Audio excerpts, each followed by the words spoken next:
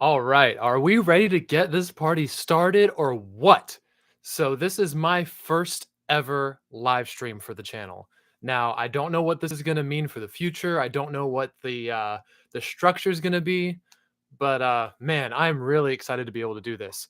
So I just want to go ahead and give you guys a quick preface before we jump in. For this specific live stream, I wanted to give you guys just kind of a structure or vision for where I see this channel going in the future. I wanted to potentially ask or answer whatever questions you guys might have. So sound off in the comments below, and I will get to every single one of your questions because I really look forward to really just connecting with you guys. This is live streaming is something that allows creators to really, how do I say this? Be more personable with the people that subscribe to them. So I'm just looking forward to just the new avenues that this is going to open up. And then I also wanted to close out with I'm probably just going to be rambling about some random superhero stuff along the way. So Marvel, DC, Star Wars. I have a general idea of what I want to do, but I mean, I feel like we'll just get to the rest as it comes. Looks like we have our first question from Ben. Who is or what is my all-time favorite superhero movie? Hey Ty, what's up, man? Good to see you, bud. Ben, all right, good question, good question. My all-time favorite superhero movie? That's a tough question. I'm gonna have to go with Avengers: Infinity War. I think for me, it's not just about the fact that that movie is so technically sound in all parts of it. I think it's also about the experience, if that makes sense. Because I remember when the tickets first became available for that movie, you had to wait in line for like an hour and a half online just to get them. You know how kind of in the old days, before you could reserve seats, you had to have lines in front of the movie theaters. Well, this was the equivalent of that, but online. And that's something I hadn't seen, honestly, ever before. That's a totally new experience for me. So I think when you combine that with the expectations that got met in the movie, because you know how sometimes a movie will get really hyped up and you're super excited to go see it, and then you walk out and you're like, crap, that sucked. You know what I'm saying? I feel like with Infinity War, you walked in with these extremely high expectations while also not knowing anything and getting your mind absolutely blown because every single thing that was hyped up came to fruition. So I thought that you can't beat that. I thought the payoff was incredible, considering the fact that it wasn't even the end of the Infinity Saga. It was more so teeing up to the end.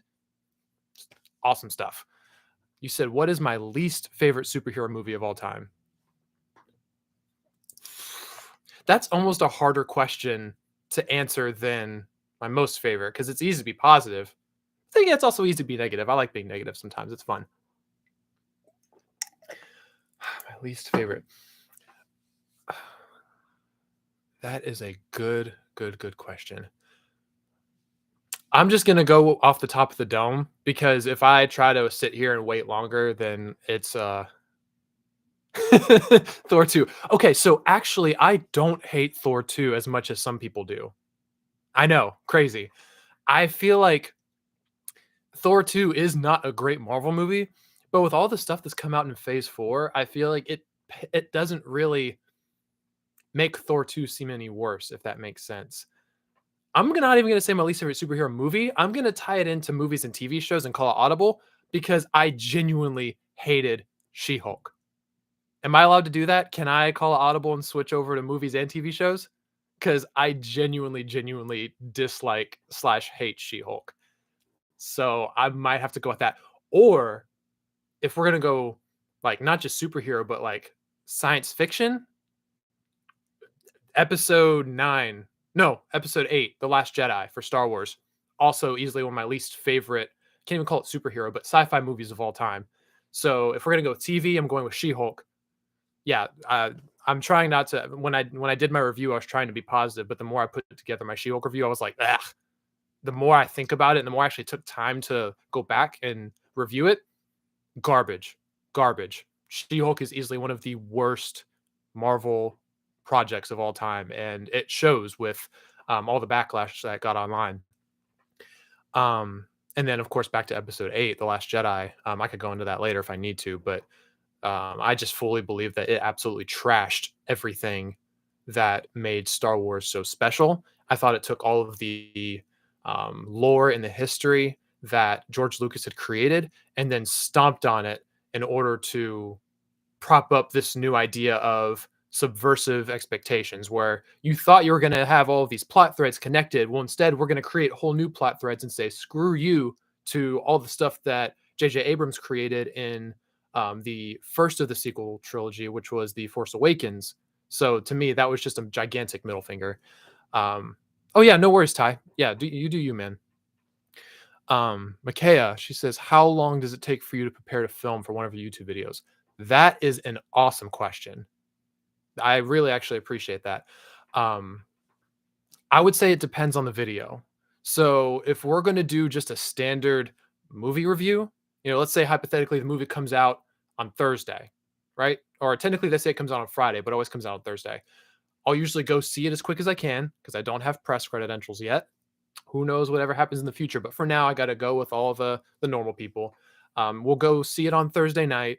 I'll usually take notes during the movie, and then I'll usually spend the next day sleeping on it, making sure that I'm really understanding the stuff that I want to talk about, and then I'll try to get it recorded, let's say Saturday. And then from then on out, it really depends on how extensive my editing process is. If it's a video that I'm trying to get out ASAP so I can plug it into the algorithm for all the recent reviews, then I won't put as many like funny little segments or quick transitions. I'll really just focus on getting the actual product out. But when it comes to other projects, so back to your original question, I'd say it's about 4 days, 4 to 5 days. But when I'm doing more extensive stuff like deep dives, or if I'm doing top tens or ranking videos, those take a little bit more time for me to put together because it takes a lot more research. It takes a lot more of making sure I do my due diligence, because if I miss something or if I include a detail in my rankings that is not supposed to be in there, I don't want to be that person that projects something on the internet and then people are very quick to remind you that you're wrong, which again, if I'm wrong, I'm wrong, but I'd rather make sure that I do my work beforehand so that I don't just pop out something lazy or cheap. So those would probably take about a week, because it usually takes about 1 to 2 days to shoot, especially if I'm doing a funny skit at the beginning. And then I'll usually allow about 3 to 4 days of editing. I don't get to do much each day just because of how busy I get sometimes, but I'd say, yeah, 1 to 2 days of uh, almost said video viewing, of recording, and then 3 to 4 days of editing, and then I'll usually upload it on the sixth or seventh day, as long as YouTube doesn't hit any of my stuff with copyright, which has happened in the past, and that usually ends up with the video taking longer than I thought to put out. So yeah, great question. Great question. It really just depends. So that's what I got to say about that. Again, I'm going to figure out the flow of this whole live thing the more that I put out. So any kind of feedback is appreciated, just because this is a totally new experience for me. So again, yeah, any and all opinions slash commentary, even just tell me that I suck. It's fine. I don't care. Also, I got to stop saying so much. So keep me accountable. Yell at me if you think I say it too much. All right, so future of the channel. I wanted to give you guys a brief overview as to where I want this channel to go in the future. First of all, I want to thank you guys so much. When I started this channel officially in April of last year, which is, wow, coming up on a year, I had no idea that it was going to blow up as fast as it did. And I think right now we're coming up on almost 950 subscribers. I think I'm at like 925. And the fact that we're this close to getting to 1,000 already just blows my mind. So I'm very, very, very incredibly thankful for everyone who's liked the videos, who's watched my stuff, subscribed. It means a whole lot to me that you guys would take some of your time watching my content. When it comes to the content specifically, see what I did there? Nice little transition. I want to be definitely doing a lot more of the reviews. So every time a new movie comes out, whether it's Marvel, Star Wars, DC, or even something that could justify as being similar to that, like the Mario movie. The Mario movie has come out this week, and my wife and I are going to go see it on Saturday, which means that hopefully the review will be out in a couple days after that. But little things like that. If it's animated or something along that line, I can usually justify covering that, if that makes sense. But then I also want to be able to also flex my creative side a little bit. So I definitely plan on doing a lot more creative skits. I feel like I want to really work on my intros for a lot of my videos. There's some that don't necessarily call for, super bombastic 4-minute skits. Some of them are more 30-second intros to get people hooked. But my whole goal is to be able to polish that up a little bit and hopefully use that as a nice springboard into the actual content of my videos. I'm thinking about potentially. Oh, what's up, Ethan? Oh, no, you're good, dude. You're good. All good, my friend. Um, yeah, no. So my plan is to go into a couple more deep dives. So I'm planning on doing some video essays. These are going to take a lot of time for me to put together because they're going to take probably several weeks of editing, prep, scripts, all that jazz. But I do kind of have a little bit of an itch to do some more of that because it allows me to kind of flex a little bit more of my writing because when I'm just talking in front of a camera, it's way different than when I actually pre-plan out an entire script that could last 15, 20, maybe even 30 minutes. And just for an example of what I would do for a deep dive, let's say hypothetically, y'all know I love Sonic the Hedgehog, right? You go back and look at some of my videos, you'll see that I have a bunch of random Sonic content that I've covered, and I'm a ginormous Sonic the Hedgehog fan. So one thing I thought about is going back to my childhood and really drawing a connection between Sonic the Hedgehog and my childhood, and kind of showing how much of an impact that made on me and why now as an adult, it's not so much the fact that I like Sonic because he's a cartoon character. It's more so of I would really like Sonic because of what he represented for me as a child and now as an adult. So, something like that. That would require a little bit more of a deep dive and a breakdown, which would, in this case, count as a video essay. Another thing I wanted to do was I wanted to definitely incorporate my wife some more. I know you guys have seen a couple of the videos that she's in. That has been an absolute blast. And I want to be able to incorporate her more in some of my other videos, not just the hot wing challenge or reacting to things, because she really has an incredible brain.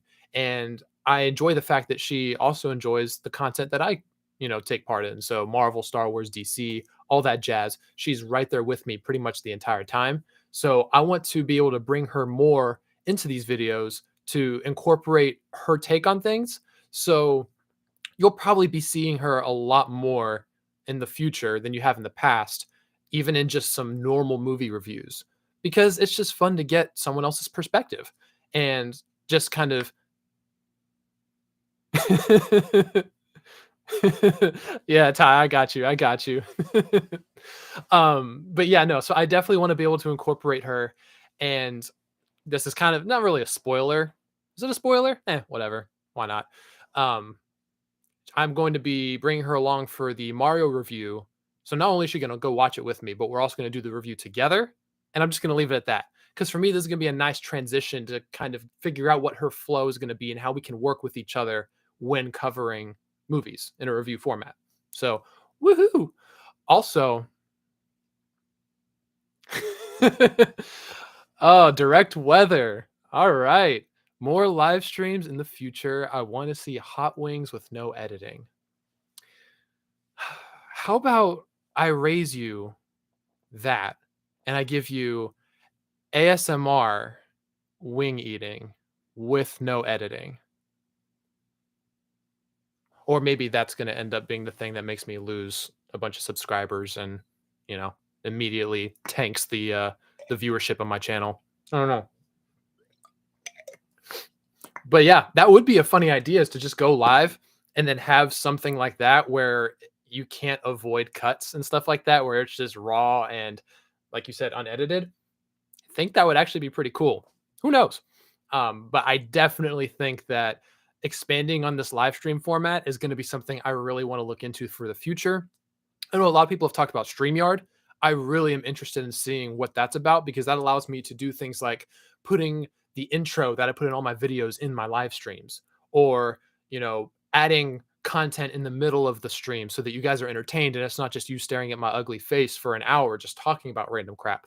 Or another thing I thought about for my live streams are reacting to breaking news. So if there's a big announcement from DC or Marvel where an actor got cast or fired, or box office returns are diminishing, or some movie gets review bombed or something like that. I've always thought about what it would be like to just jump on, go live, and just give you my thoughts and potentially have a back and forth with y'all. So, like you said, I think there's a bunch of really interesting concepts that I could explore. Cosmic news, you might be onto something. I might have to screenshot that potentially for later. Um, I think that's a really interesting avenue that I could really go down. And I feel like live streaming is way more of a personal connection, not just yeah, for all the grandmas. You're darn right. You're darn right. One time for all the grandmas. All the grandmas. I think that would be fun. Um, there we go. I say way too much. Sometimes I just need to slow down. Y'all, let me tell you, editing my videos is such a pain. Not because I don't have, important stuff that I'm covering. It's because I can't talk to save my life.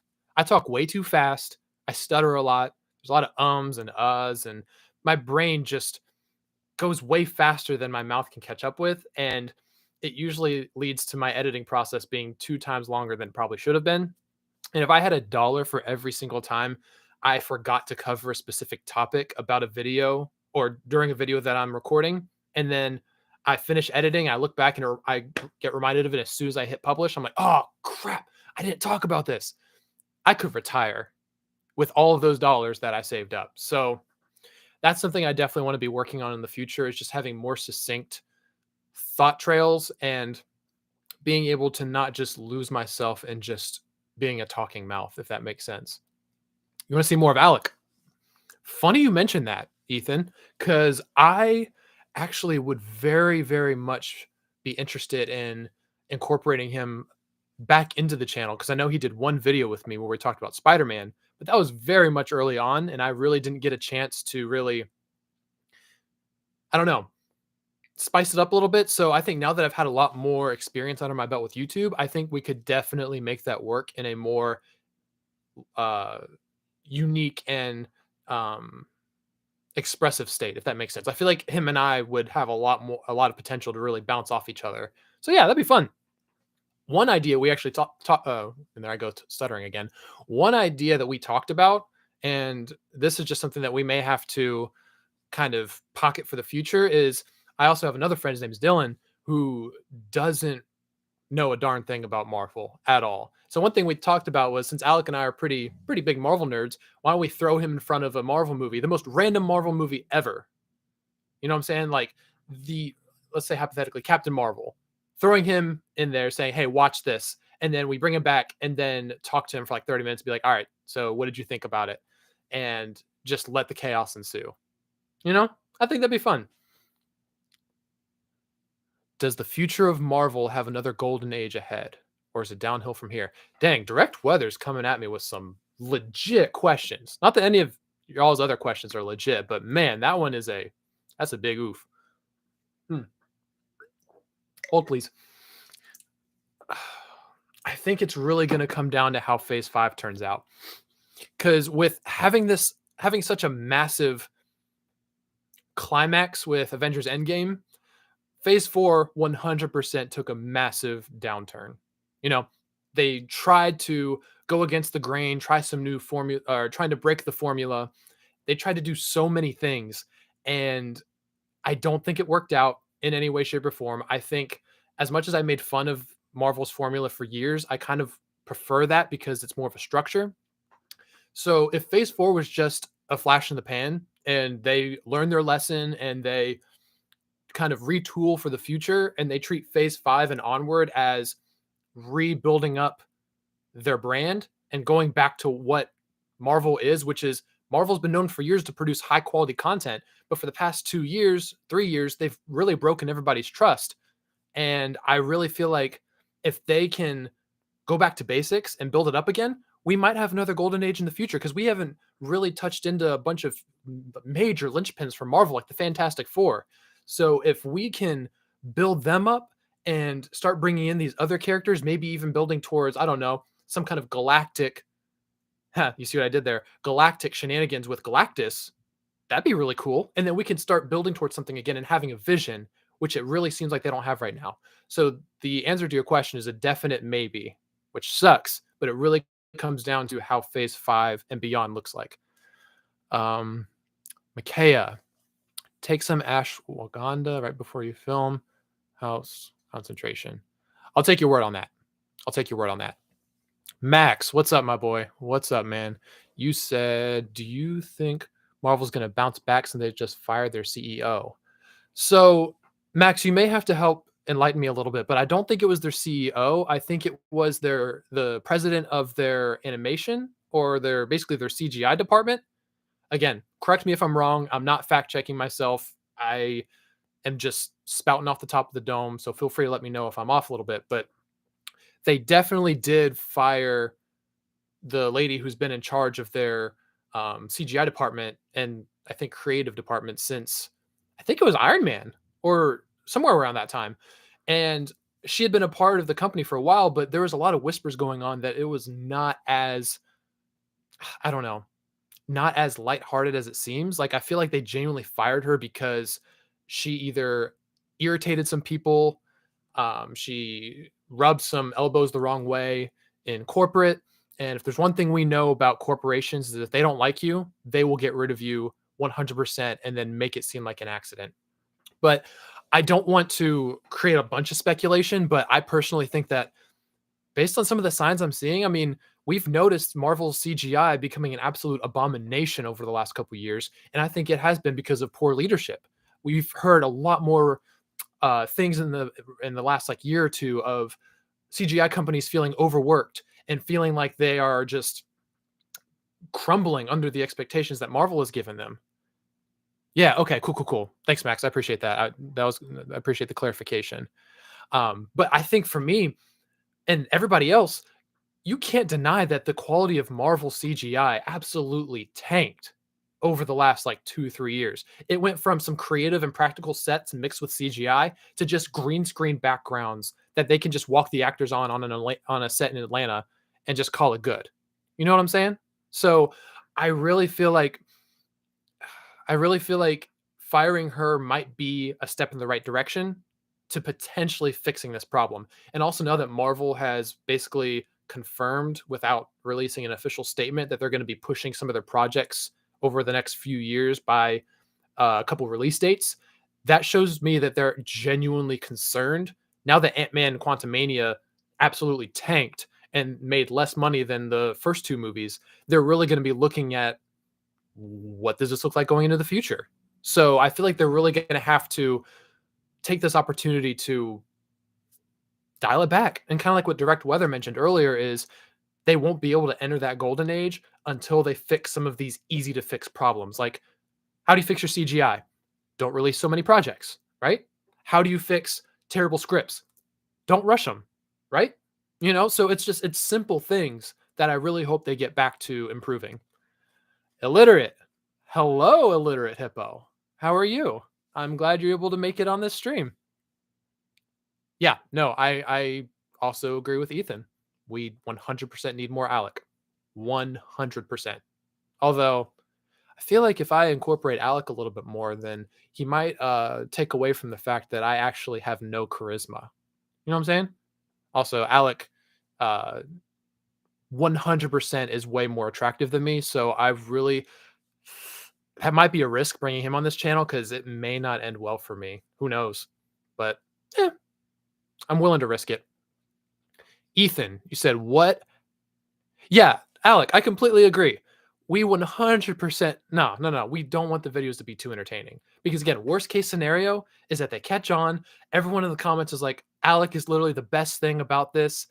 Screw the cosmic broadcast. We are rocking with illiterate hippo 100%. And then before you know it, I'm old news. So I do think we need to figure out what that happy medium is, you know, where we can get just enough of Alec to where everyone's entertained, but not too much to where they're like, oh crap, he has way more charisma and is way more attractive than Jonah ever was. So I think we could figure something out. Jonathan Majors. So I'm sorry, Ethan. I got you. So pretty much everybody knows what happened to Jonathan Major. I made a YouTube short about it the night that the news broke, but long story short, he was arrested temporarily for alleged abuse and assault on his girlfriend. And it accumulated with him, only being detained, I think either for a couple hours or overnight. And it led to this major legal battle. Of course, he denied it every step of the way. And then his girlfriend, I don't know if this was during the hearing or something, because I don't think they actually had a hearing yet, but they released the text messages from Jonathan Major's girlfriend. And basically it was her saying, you know, he meant well, and it was like this long text thread of her telling him it's okay, don't worry about it, I got your back, I'll make sure to tell them that it was my fault.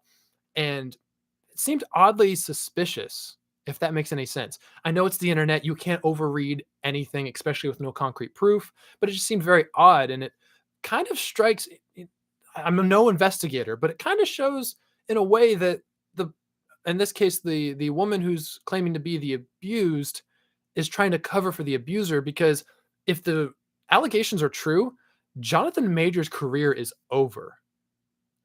Over. We've seen people canceled for way less. So, with everything he's done with Creed 3, the fact that he's supposed to be the new Thanos for the MCU, I mean, his star is just now on the rise. So, it would not be super crazy for someone like that to do everything they can to kind of repaint their image for society or how society views them, while making sure that, the actual um, abused gets kind of put on the down low. However, that does not mean that that's true. She could be telling the truth that it was her fault, and it could have led into, potential trying to besmirch his career, which is why she released it now. We don't know yet. We really don't know. But right now, I do know that Marvel is pretty much in a holding pattern with Jonathan Majors. I know they've met with his representatives. I don't know if they've met with him personally, but I do definitely believe that the next couple weeks slash months are going to be very important for his career. Because I'll tell you what, even if they get somewhat proven true and he's still allowed to come back into acting, nah, man, you're like that's going to really impact Marvel's bottom line. Because again, it's not about the money, because at the end of the day, if abuse is abuse, but it still also needs to be said that any project or franchise he'd be a part of is deeply in trouble. Max, I'm so sorry. I just now getting back to what you said. You said I think they should go into more new creative heroes. That's not a lot of people now, so it's something brand new. All right, Max. So let me hit you with this, and this is something I wanted to bounce off of you. Who would you want to see more of? I guess if we're still keeping it on the MCU, who would you want to see more of in the MCU? I'm definitely curious, because I do see that they're starting to try to introduce more characters, but if they're really trying to go a whole new way creatively, what's something that you think of when you think of something new that Marvel could do? I know for me, I would love to see more of the Midnight Suns. And if you're not familiar with the Midnight Suns, that's basically more of a ground level supernatural slash um, city hero, or city group of heroes or anti-heroes. If I think it's Moon Knight, Ghost Rider, Doctor Strange. I think Spider-Man showed up every now and then. Iron Man. Um, was there a couple other? There's a couple other ones. Like, was the Punisher a part of it? I don't remember. And there's a couple other supernatural Marvel heroes and anti-heroes as well. But I thought that'd be really cool. And the fact that we're already starting to get a couple more ground level supernatural heroes like Moon Knight, I think that would be really fun to incorporate, and also give Doctor Strange more of a leadership role, where he can maybe lead the Midnight Suns if he's not going to be leading the actual Avengers squad, which it makes the most sense for Doctor Strange to lead the current MCU right now. With Tony Stark being gone, I think he has the most experience, and it would also be a great development for his character, where he can learn a little bit more of what it takes to be a leader, and maybe dial back a little bit on the ego. Again, that's just my thoughts. What is my favorite type of video or topic to film? Hmm. Good question. Good question. Good question. I would say, all right, why not? I got nothing to lose. Ironically, some of my favorite types of videos to make are the more negative reviews, if that makes sense. Because normally my negative reviews, mean that I'm very passionate about something. I'm not going to be negative towards a project unless I have strong feelings towards it and I'm very ingrained and passionate in what I'm talking about. So, again, perfect example is my best performing video on this channel is the Obi-Wan Kenobi video. Again, that's the one that's done the best. And it was because it was mostly negative. I had positives in there, but my overall tone towards the show was I am not having a good time. And for me, when I'm negative, I'm not negative just to be negative. I'm negative because I'm passionate about what I talk about. And if, like, specifically Star Wars is something that's extremely close to me. And while I can't gatekeep and I'm not going to tell people what to like or dislike in movies and shows, I do believe that there's a specific heart of Star Wars that when it's not followed, it's very obvious. And it makes me want to just talk about it and just rant for hours and hours. And so making those type of videos for me is enjoyable because it allows me to not only critique things in a deep or for a deep or in a deep level, but it also allows me to dial it back a little bit and go, are there really no good things about this? And it's allowed me to see more positive parts of projects while still expecting and demanding high quality. Because all of these movies and TV shows from Marvel, DC, Star Wars, they have the blueprint to make excellent products. We've seen it in the past. With DC, you have the Batman Begins, Batman or the Dark Knight Returns, and the Dark Knight Rises. I said those out of order, but oh well. And I know that's kind of its own thing, but you've also had a couple old DCU projects that were good. But then it's almost like they took those and just said, forget it, we're going to try something else. Same with the MCU. We know what they can do to make good movies and TV shows. They just don't do it or they get lazy. Same thing with Star Wars, although Star Wars can be traced back to when Disney bought it. And I will die on that hill because I believe Disney single handedly destroyed the IP of Star Wars. But I can get into that at a whole nother time. And with that all being said, I really feel like we know what good products looks like. And when companies and studios aren't giving us that, it's okay for us to demand high quality. You know, don't just accept things for what they are just because that's all you have. You know what I'm saying? Actually demand greatness because they are proven to provide greatness. Going back to Max, you said you wanted to see Punisher and Ghost Rider remakes, but brought in. So, are you saying you wouldn't want to see the actor John Bernthal, who plays Punisher in the Netflix TV show? Would you not want him to reprise his role as Punisher? Because I know he's coming back in the Daredevil TV show. I thought he was an incredible Punisher. I would love to see more of him, but I personally don't know who else could take that role as Punisher. Because I mean, prove me wrong, but I think John Bernthal is incredible. And then Ghost Rider, like you said, Max, I would love to see a new Ghost Rider. It doesn't even have to be Johnny Blaze. It could be Robbie Reyes, who is another iteration of Ghost Rider. It doesn't matter to me. I just think the MCU could really benefit from a Ghost Rider of any variation in the MCU because he's just so much fun. Yes, thank you, Max. Thank you. Disney definitely wrecked Star Wars.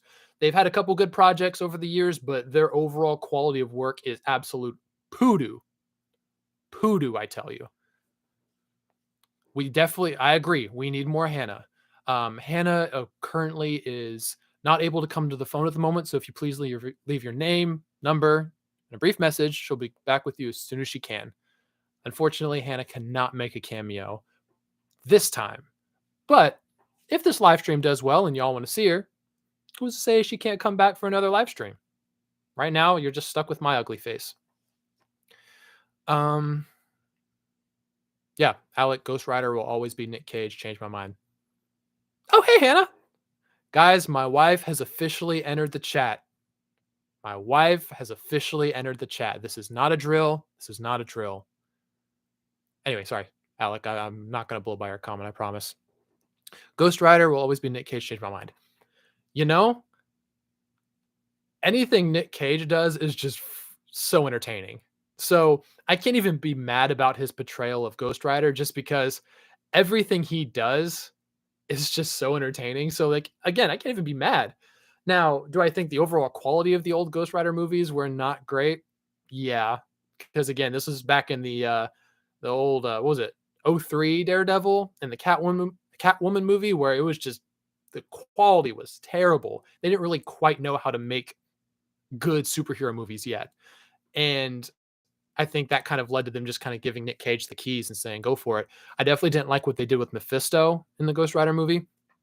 But overall, I agree. Nick Cage was a great Ghost Rider, but I definitely would not try to change your mind because I think your opinion is completely valid. But I would like to see a new actor potentially take the reins as the MCU version of Ghost Rider. That would be cool to bring him in and use him in the movie so it can be something not a lot of people have seen. Yeah, exactly, Max.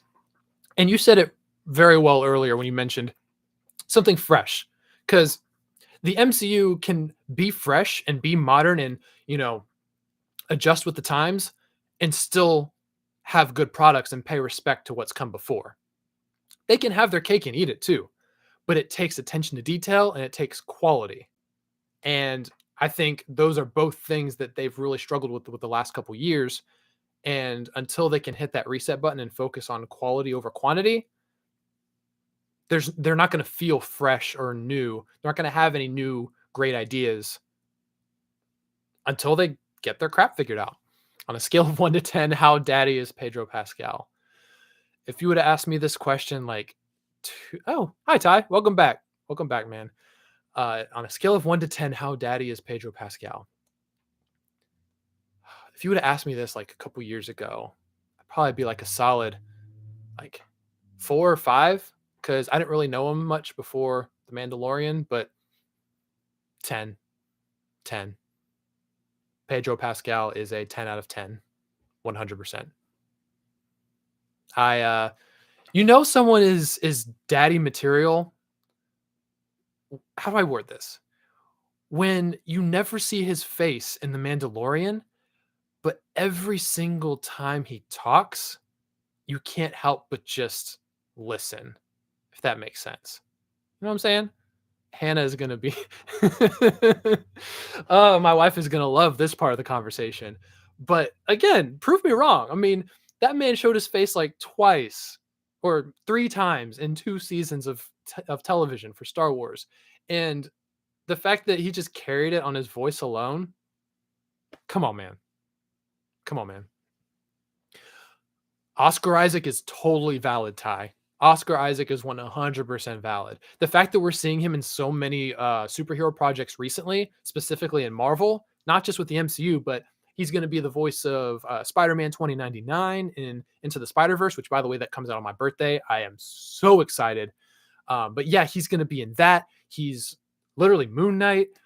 He's also Apocalypse in, X-Men Apocalypse, but we don't talk about that. Whoa. Okay. All right. Hold the phone. Max coming at us with a hot take. I didn't think Pedro Pascal was a great pick for Mando. Wow. All right.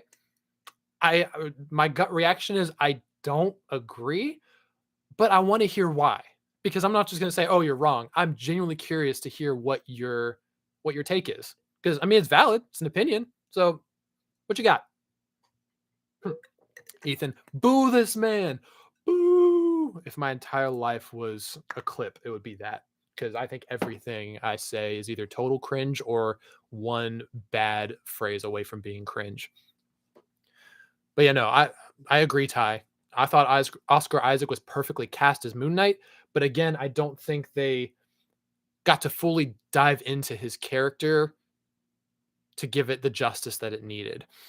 I feel like it was a super interesting concept early on in Moon Knight, which kind of delved into his multiple personalities. I thought that the fight scenes were creative, but then it started to kind of stretch a little bit. Not really a fan of that. And I feel like they tried to have their cake and eat it too with the appearance of Jake at the end. But I feel like as a whole, they started to trip a little bit around the 4th episode, maybe 3rd or 4th. Has nothing to do with Oscar Isaac portrayal, but I do believe that he would benefit from more of the Daredevil writers, or like the Daredevil and Punisher writers from the Netflix show. Excuse me. So I genuinely think he would benefit so much more from having that type of writing and that kind of direction for a more darker story, more so than what we got in his TV show. But I didn't hate the Moon Knight TV show at all. I thought it was great. but there's definitely room for improvement. If they do a season 2, I hope that they really dive a little bit more into the darker history of Moon Knight. Ethan, looks like this might be your first question.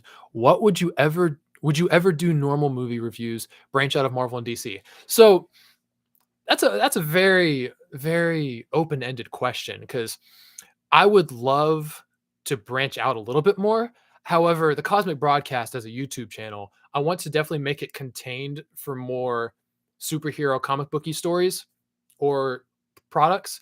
However, I 100% can sneak things in like talking about Sonic the Hedgehog or talking about Mario or things like that. I can totally justify that because if it's either a, superhero movie or anything animated, it's really easy to justify those things or video game things because it kind of comes under the umbrella of nerdy stuff, you know? So I'm trying to definitely keep the channel a little bit more grounded when it comes to the nerdy stuff, which is why I talk about Marvel, DC, Star Wars, Sonic, Mario.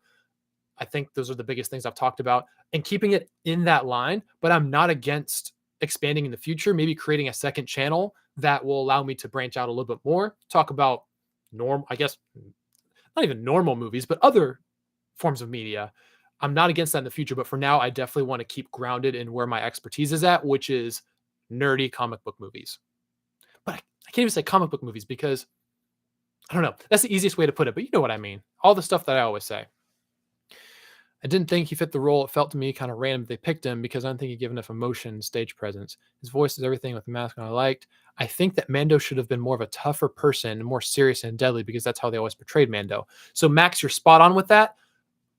And I think that that's why he was so great in season 1 and part of season 2 is because he was serious. He was shot and portrayed and written in a very serious way where he wasn't taking crap from nobody. Mando was coming to kick butt and take names. You know what I'm saying? So I feel like the opportunity to make him, you know, a super cool guy was something that they jumped on. But I feel like season 3 has kind of put a bad taste in a lot of people's mouth. And I'm going to be doing a full review of Mandalorian season 3 in the next couple of weeks when the final episode comes out. But I do think they've completely sidelined him in this 100%.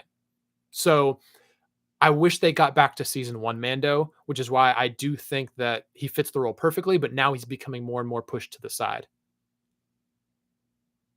Yeah, yeah, I can get with that, Max. Alec, yes. And I mentioned this earlier in the stream. My wife and I are actually going to be reviewing the Mario movie together. And that's all I'm going to say because we'll have a couple of surprises in the actual review. But we haven't been able to see it yet because we've been so busy. But we'll be seeing the Mario movie on Saturday. And then we are going to shoot as soon as we get home. And I'm going to get that sucker edited as fast as possible so that I can have it up and ready to rock and roll, hopefully ASAP. So either it's going to be on Sunday of this week or early in the week of next week that the Mario movie review will come out. But I'm excited. I can't wait. I definitely can't wait. And it looks like don't pay attention to the Rotten Tomatoes reviews. I know they tried to bomb it. That's just a bunch of salty old people that don't know anything about having fun of any kind. I'm also going to be doing a review or a video about that in the future, talking about how ratings and reviews mean nothing except to start a Discord or a discourse. I'm sorry. Don't take someone's opinion as valid or the way or the highway. Reviews should be a way to incite people to talk to each other and have community and talk about opinions, change minds, because that's the cool thing is you can change your mind. It's okay. Like your opinion does not need to be the same opinion that you're going to have for 10, 20 years. Movies that I thought were garbage 10 years ago were things I came back to recently. I was like, oh, you know what? Those actually weren't that bad. I actually kind of enjoyed that. So yeah, completely open-ended. Favorite Marvel actor, actress?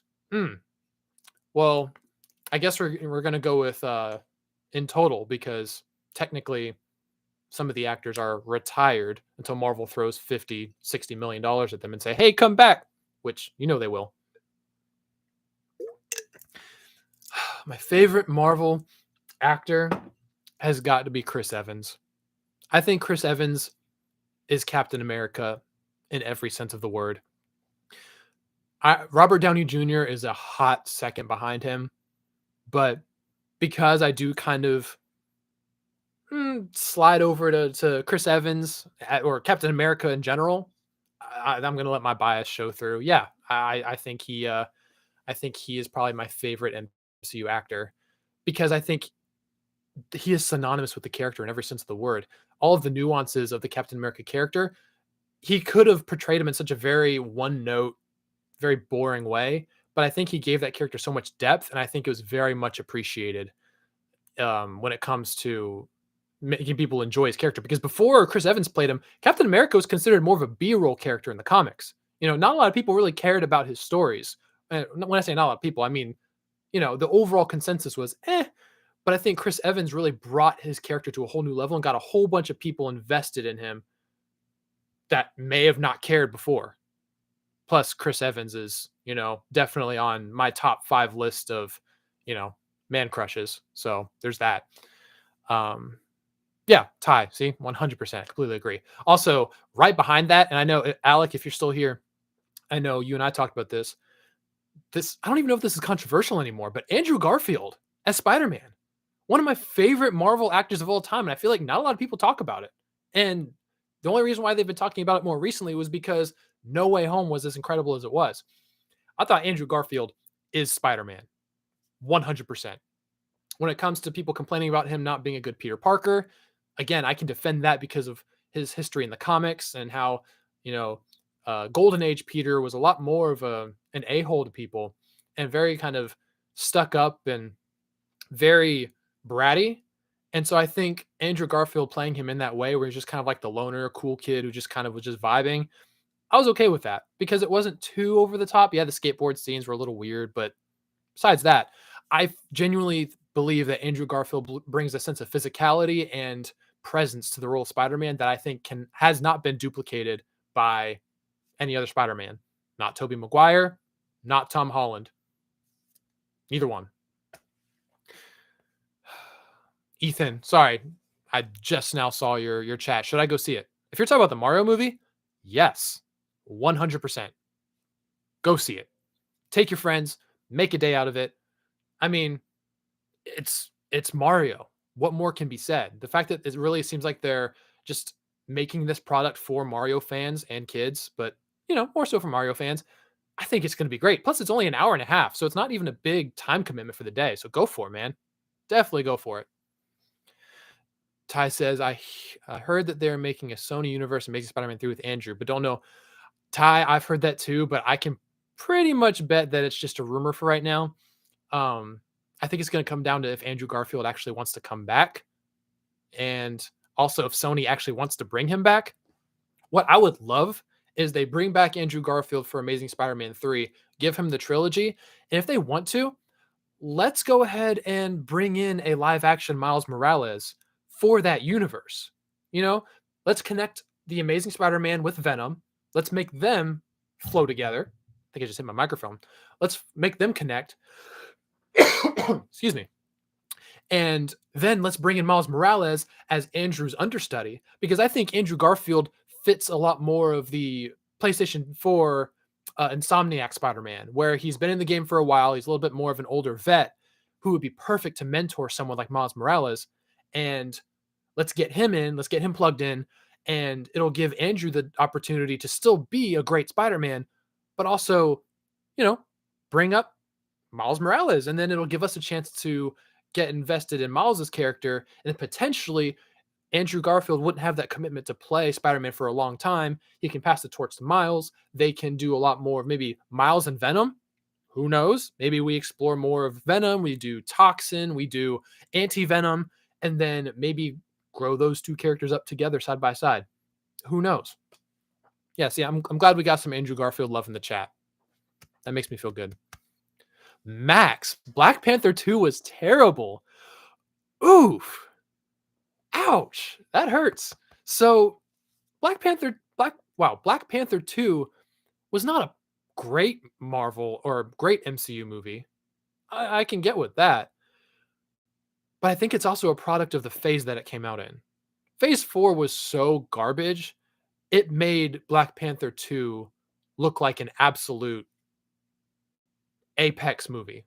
Like the absolute best movie of all time.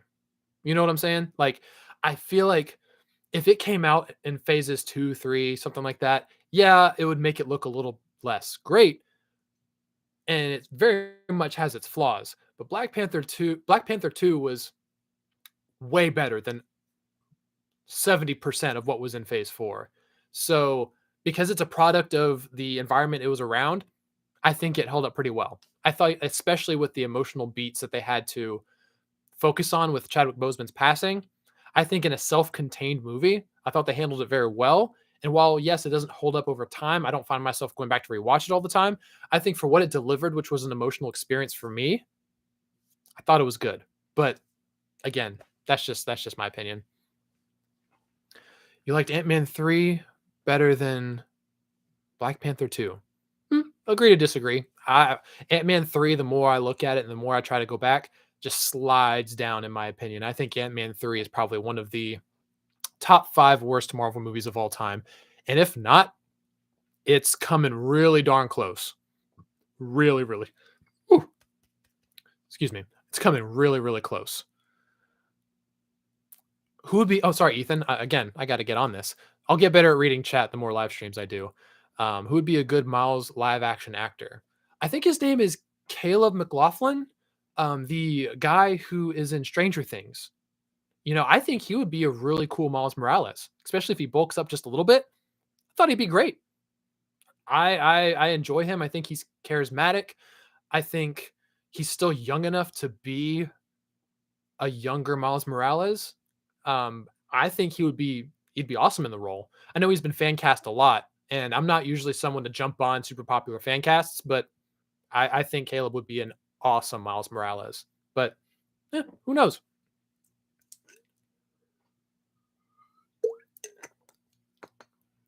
So that's also true because Black Panther could have been amazing, could have lived up to Chadwick, but I think it was too long. The villain was very aggravating because it seemed very rushed and forced. So Max, that's the unfortunate thing is that Black Panther 2 had so much going against it. They had to throw out the entire script. They had this whole script and story planned out with Black Panther and his son, but they had to start from scratch once he passed away. So I think I am giving it a little bit of grace because they got pushed into a corner, still had deadlines to meet, and they had to just pull random improvisations along the way to try to make a coherent story, which yes, I agree. When you look at it from a detailed perspective, you're absolutely right. Doesn't hold up. But again, what I guess maybe I'm going soft, but I feel like I understand how much their backs were against the wall, and I think they tried, but that makes no excuse for some of the things that they screwed up big time in the movie. One of them was Ironheart. I think she was pointless. I don't think that she added anything to the story, and it was just another one of those teases that Marvel puts in there to kind of be like, "Hey, we're gonna hopefully do something with her in the future." Another one of those kid super geniuses. Which, real talk, I'm gonna get to some of these comments soon, but this just reminded me. Quick rant. I am so frustrated with all of the kid geniuses that are in the MCU right now. I don't know if you guys can agree, but there are some. Like, okay, look, Cassie Lang. Last time we saw her, she was this really cute little girl who has amazing chemistry with Paul Rudd as Scott Lang. And then we see her actress that portrays older her in Avengers Endgame. They recasted her. That's a whole nother thing. But all of a sudden, Cassie Lang, as this young adult, is this super genius with no explanation of how she got to be like that. And she builds this quantum projector thing in the basement. And there's like, oh, yeah, she's just been working on this low key. But there's like, she just exists. That's so stupid. And then you've got Ironheart, who again is one of those young geniuses who has access to all this tech and is super, super smart, can do anything she can. It's so mind-boggling stupid because it's the laziest way to make us care about these characters. The one that I can appreciate the best, even though I still wasn't a huge fan of her, was Kate Bishop. I thought in the Hawkeye TV show, she got a lot of development, mostly because it was mostly about her and not about Hawkeye, whose name is the main headliner in the TV show. But anyway, I think that Kate Bishop was okay, but again, it was just one of those things where you get all of these. I know they're probably trying to build towards the Young Avengers, but you get all of these kids that are all of a sudden super geniuses, and it makes characters like Tony Stark seem less special because it seems like anybody these days, any kid these days can just, make a bunch of tech and make a suit of armor or build a quantum, connector to the quantum realm and just pull it out their butt just because they're smart. So rant aside, that was something I was thinking about making a video on, but just never had time. So I'm sorry. Let me get back to catching up on some of these comments. Oh, Alec, you and I are beefing, man. We definitely uh, have very different opinions on Ant-Man 3, but hey, you're my friend. So no hard feelings. Lucas from Stranger Things. Thank you, Ty. Yeah, that's who it was. I forgot who he played in Stranger Things. Jamie Foxx is the best Miles Morales. Interesting take, Kyle. Jamie Foxx as Miles Morales. Basically, we're saying that Miles Morales would have been 50 plus years old, been Spider-Man for like 30 years. All right. I mean, sure. Ethan says, what am I drinking? Coffee. I am drinking coffee. That's it. I don't have a snarky comment or anything. I'm just drinking coffee. I don't know quite yet if YouTube will let me show the logo of the coffee on a live stream. I don't want to get flagged or demonetized or copyright, whatever. I don't know what. I'm still figuring out this live stream thing. So I'm like conveniently like covering up the logo with my hand, but I don't know. Maybe it's not a big deal and I'm just paranoid. Yep, Max. I see. I definitely see where you're coming from for sure. Bring back stupid kids. Absolutely. Hashtag bring back stupid kids. We want stupid kids. We want kids that are sharing a collective IQ of 6. Let's do it. No more smart kids. No more smart kids. Although it is kind of interesting that I haven't mentioned anything about the Young Avengers recently, even though that's kind of what they're building towards, which is weird. You'd think they'd make like a TV show or something about it. Bring Bucky back. Kyle, I agree with you because I don't like where they're going with Bucky right now because it doesn't seem like they're actually doing anything with him. I was excited about them potentially going into some more of his PTSD in the Falcon and Winter Soldier TV show, but you meant the dog. Oh well, I'm going to rant about Bucky anyway. I feel like with dealing with a lot of his PTSD, they kind of blew over that and just skipped over it super quickly. So I'm really disappointed in how they handled that, especially going into the latter part of the show. So if they really embraced the PTSD and trauma that Bucky experienced, then that would make for a much more compelling character. However, I'm really disappointed in what they've kind of done with his character right now. And I feel like he's doomed to be just a background character now who is just the hired guns, who has little to no character development. But yes, Bucky, the dog, my dog, will 100% be making a cameo in the near future. I just got to figure out different ways to get him in. I think he's downstairs right now, and I don't want to go get him just because I don't want to leave you guys. So we'll see what happens in the future. Top 10 stupidest kids in the MCU. Alec, low key, that's a really good idea. I think that's like a perfect little niche. Is it niche or niche? Niche, whatever. That's a perfect little thing I can use to potentially bridge the gap between a couple of my other major videos. So I genuinely might pocket that for the future. Ty, you should have said hi. Yeah, just like lean your head out the window and just scream when you're driving by my house. Just be like, hey, hey. Niche. Thank you, Direct Weather. I was homeschooled. Sometimes pronunciation just slips my mind. So that's what editing is for, but you can't edit in a live stream. Hey. Alec, niche. Again, tomato, tomato. At least you understand what I was trying to say. So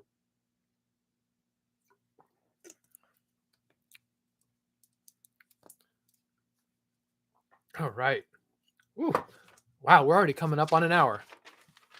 This was awesome, guys. I'm really enjoying this I don't know, this different feel because it's 100% a different feel.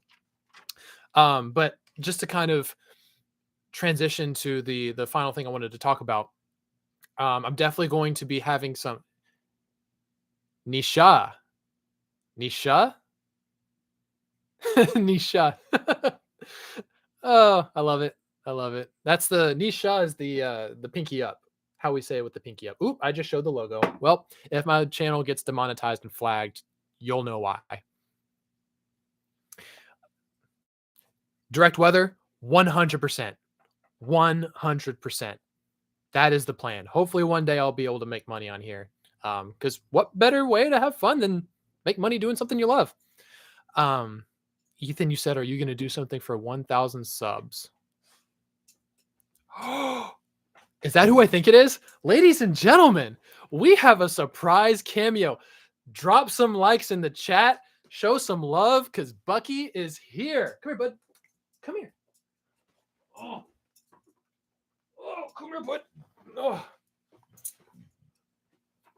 Ladies and gentlemen, Bucky. Say hi to all the people, bud. Say hi. You look good in the lighting, bud. Do you have anything to contribute to this conversation? No?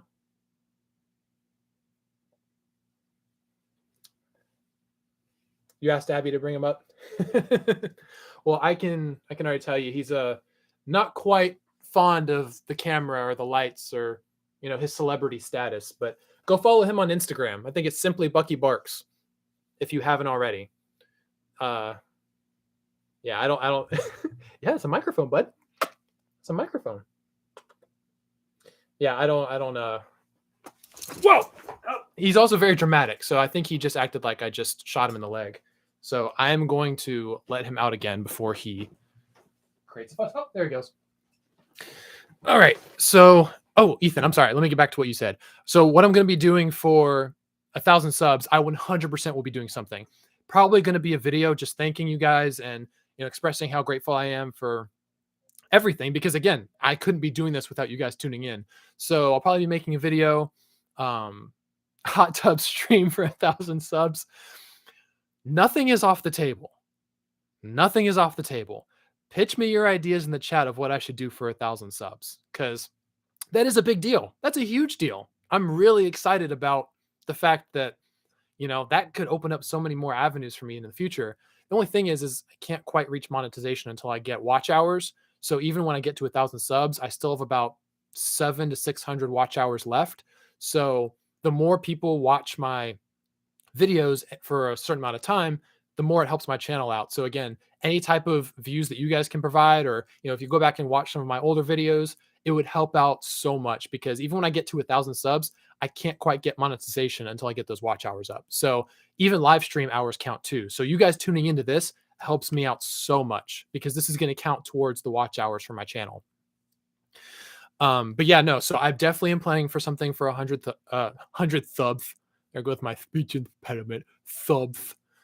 But yeah, no, that's definitely in the cards. Let me know if you guys have any recommendations.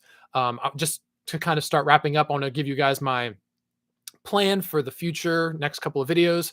As I mentioned before, the Mario movie review is going to be coming out either this weekend or early next week with my wife. Mandalorian season 3 is coming to a close. We only have 2 episodes left. So I'll very much be looking forward to giving you guys my thoughts on that as a whole. Spoiler alert, as of right now, it's probably not going to be great. And then we have other projects coming up like Guardians of the Galaxy Volume 3. Very excited about that. That's coming out first week of May. And then we've got the Flash movie, which should be interesting to say the least.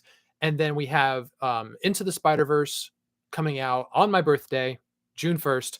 Can't wait for that. And then in the middle of all of those, I'll have ranking videos, I'll have reaction videos. And let me know if there's any other type of videos you guys want to see more from me in the future, because I definitely want to start expanding. This live stream is like the next step into, wow, my arm's pasty. I'm just a pasty person, man. This is crazy. But I just want to definitely be able to expand my boundaries. So y'all let me know what you want to see more from me in the future. I'm definitely excited about the future of this channel. And since this is not something I do full time, I can do it in my free time, which I don't have too much of, but whenever I get the opportunity, trust me, I will be as available and present as I can. This is something that not only is a hobby of mine, but I genuinely enjoy doing it.